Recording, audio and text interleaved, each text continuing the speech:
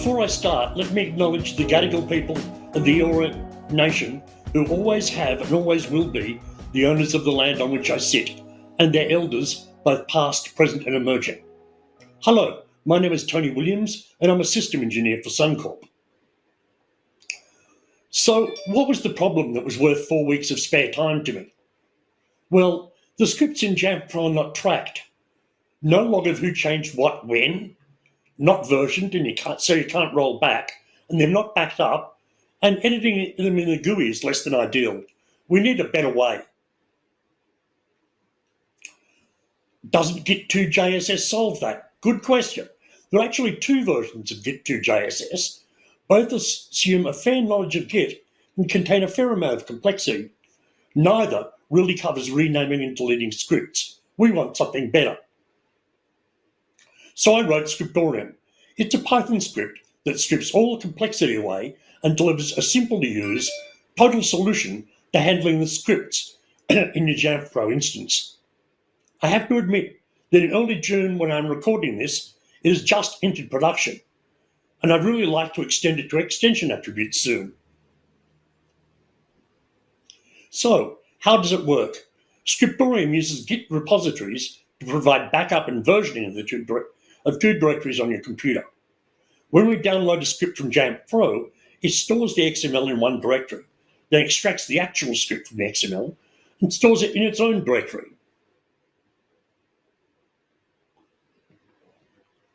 After you edit scripts in the text directory, you perform a Scriptorium commit. It propagates the changes through to the XML file and Jamf Pro before doing a Git commit on both directories. You can, if you wish, specify a commit message.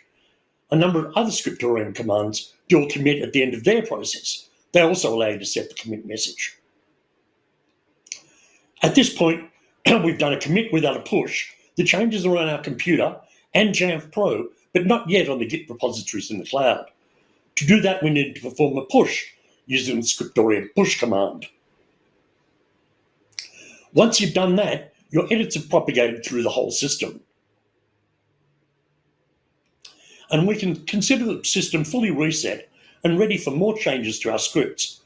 That's the basics. Let's look at all the commands Scriptorium covers. We will have a quick look at some of the further commands before seeing the system in action. The simplest command in our array is list. It does nothing but list the scripts on our Jamf Pro instance. Delete removes the script from both directories in Jamf Pro. Unless you specify no commit, it will also do a commit in both directories. The down command downloads the scripts from Jamf Pro, overwriting any changes. If you don't want changes overwritten and only bring down new scripts, you can specify no force and changes will be left in place. You can also specify a single script to download if you only want the one. It will do a commit unless you specify no commit. Git does what you may expect. It runs the Git command you specify in both directories. This is really here to make the task easier and to remove a source of errors in the system. It quite deliberately doesn't do a commit or anything else, just the command you specify. Rename changes the name of a script in both directories in Jamf Pro. It also does a commit unless you tell it not to. Up is the command that detects changes to the scripts in the text directory and copies them into the XML and up to Jamf Pro, hence the name. Because up uses git diff to find change files, if you do a commit before you do up, you'll lose track of your changes. For this reason, up is automatically run before any commit.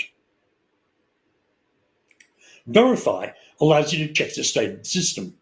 It has several modes. If you specify quick, it will only compare the list of scripts in each directory and Jamf Pro.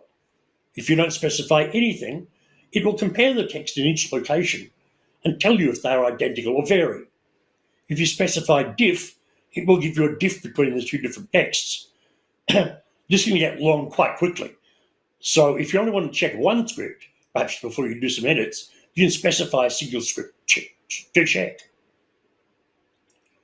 The final command to look at is add. You can see it has a fair degree of complexity with a lot of options. It's this complex, so you can specify most of the metadata for a script on the command line. Anything you don't specify in the command line, Scriptorium will prompt you for. After, before, and reboot are a mutually exclusive group, so Scriptorium will complain if you try to use more than one of them on the command line. If you don't specify 0 parameters for your script, Scriptorium will ask you for the 4th or 11th parameters. If you enter a blank parameter, it will stop asking.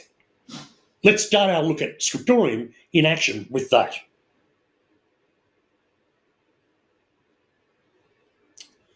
Here's our command. I specify don't commit so we can make some changes before we commit the new script. Hit enter and we get asked for the file name.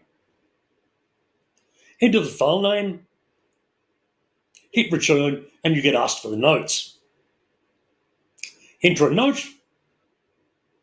Here we are asked for the 4th parameter. Remember, Jamf Pro supplies the first 3 when it runs the script. So we enter 1, and another. Then we enter a blank. Scriptorium sees the blank parameter and doesn't ask for any more before it asks for a category for the script. The list is created on the fly from the actual categories you have in Jamf Pro. In my test instance, I only have 2, so hit return to select developer. The next is to select between the 3 possible priorities. I select before with the down arrow. Notice the highlighting has moved down a line, then hit return, at which point Scriptorium has all it needs and creates the script, the XML file, and the Jamf Pro record. Notice the question mark 1. This is the Git add-on to ZSH, telling me that I now have 1 file that has not been committed to Git or pushed to our repo. These clues are why it's best to run Scriptorium in the text directory rather than the XML directory or a random one. This is the view from VS Code. Notice the blue 1 telling us we have a file that is in our Git repo. Also notice on the right hand that the text of the script has been set to a comment containing the name of the script. It's ready there for us to start entering the actual script. Now let's do our commit, and this time we will specify a message. And Scriptorium does the commit twice, once in each directory. The shell prompt now changes to up arrow 1, which tells us we no longer have any uncommitted files, but we have a commit not pushed to our cloud repository. So now do a push. Remember, this could have been specified at the commit stage, or the commit and push both done with the add command.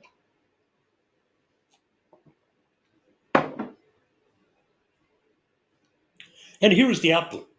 Once again, you can see the result of 2 git commands, and notice how the prompt is now free of git info. Let's have a look at some verify commands. Here we see a quick verify. It does an ls in each directory and grabs the script list from the JP server and compares them all. A straight verify does the same as the quick and then compares each script. It prints an asterisk to every script it compares. That's pretty lame without any differences to find, so let's add a line to our script and propagate that through the system. And now we will change what a silly script. So now we do a verify with diff. Once again, the prompt tells us we have changed a file. The verify does the list compare, and they are the same. But halfway through looking at all the scripts, it finds a difference. At the top is the contents of the text file, and at the bottom that of the XML file. Let's specify a single script and see the difference. You can see the same diff, but only a single asterisk, as we only process 1 script. Notice that we also get confirmation that the XML file matches the contents of our Jamf Pro server. Let us do a commit with a push. Remember that we'll do an up taking the contents of any changed files in the text directory, in our case just jnucdemo.sh, and insert them in the XML file and up to Jamf. And we get a large chunk of output from Git before a prompt with no Git info. If we now do the same verify of a single script, you can see it is the same in all three places. So what about somebody else editing a script, I hear you ask? Good question. Let's give it a go.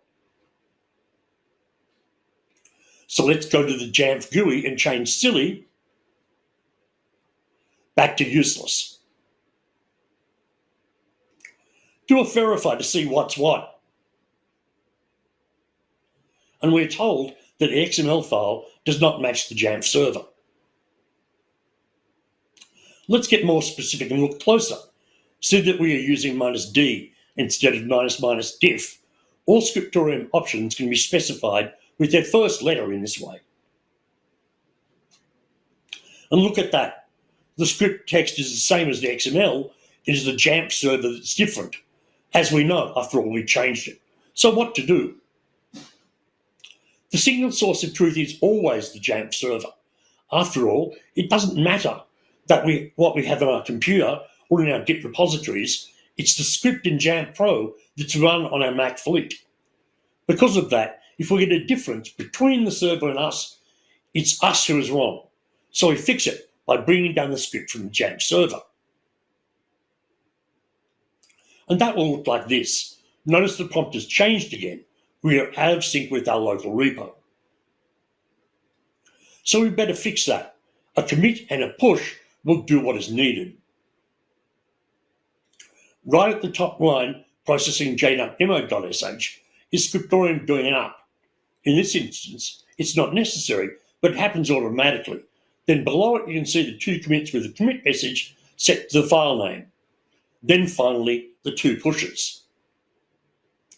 When that completes, our prompt is back to telling us all is good.